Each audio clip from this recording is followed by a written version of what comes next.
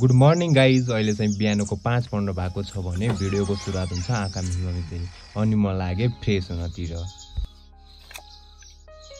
दाँत माझ्नु पर्यो भनेर ब्रसमा कलगेट लगाएर म लागे दाँत माझ्नतिर।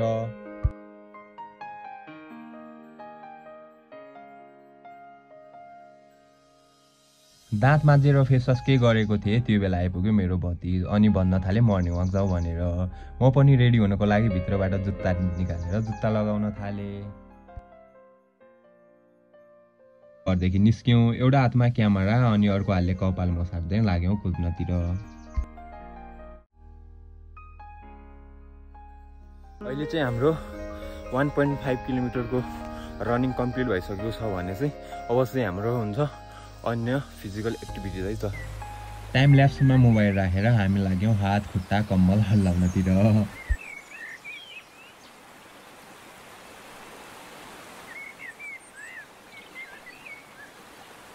हाम्रो चाहिँ बिहानको एक्सर्साइज सुरु भइरहेको थियो। 81 पानी आयो भने 1 मिनट नै लागेन। हुन्छ नि हामी एक्सर्साइज गर्नलाई हुन्छ नि लुगा खोलेर गरिरहेको थियो। उहाँ चाहिँ बाजे चाहिँ हामीदेखि देखेर चाहिँ तर्सिनु भयो कि को रहेछ भनेर यस्तो अचम्म पर्नु भयो नि। त्यो पानी परिरहेको छ होइन। उता आमको रुखको फेदमुनि हामी बसिरहेका छौँ। ठुलो पानी परिरहेको छ। हाम्रो त आज के हो भने गर्ने भनेर आएको होइन। यता बिहार नै चिसो हावामा हल्का चराचुरुङ्गीको आवाजमा आकाश पनि गर्जिरहेछ। त्यही हो। अहिले चाहिँ हाम्रो हल्का पानी रोकिएको छ भने चाहिँ अब चाहिँ हाम्रो नेक्स्ट स्टेप हुन्छ चाहिँ हल्का चाहिँ मेडिटेसन गर्ने है त।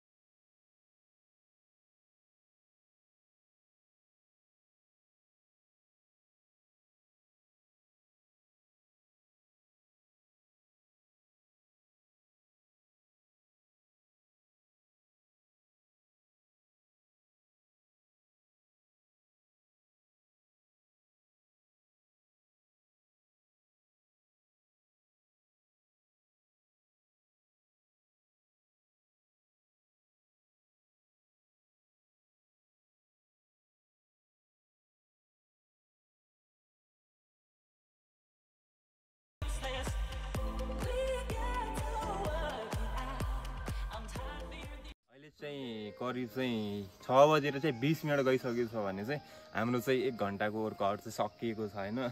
त्यही अब चाहिँ घर जाने हामी लाग्यौँ गाइज होइन घरतिर। त्यही हो। यहाँदेखि हाम्रो घर चाहिँ करिब चाहिँ 5 मिनटको डिस्टेन्समा रहेको छ भने चाहिँ अब चाहिँ हामीले हिँडेर जानुपर्ने हुन्छ। अहिले चाहिँ हामी घरमा पुगिसकेका छौँ। थकाइ पनि लागिरहेछ, भोक पनि लागिरहेछ। बिहान कुदेर होला होइन हल्का जिउ पनि दुखिरहेको थियो। घर पुग्दाखेरि धेरै थकाइ लागेको थियो अनि कफी रेडी गरेर गफ गर्दै काका भतिज लाग्यौँ कफी खानतिर। अनि यो भिडियो हजुरहरूले कस्तो लाग्छ कमेन्टमा प्रतिक्रिया दिनु होला।